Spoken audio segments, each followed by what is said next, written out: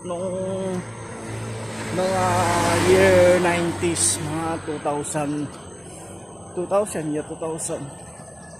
Maalala ko nung bata ako. Puro lakad lang kami. Wala masyadong mga motor, mga bike, tricycle. Puro lakad-lakad lang. Kaya yung mga kabataan noon, mga tao ay malalakas yung kanyang mga resistensya, pero parang ngayon nabago na.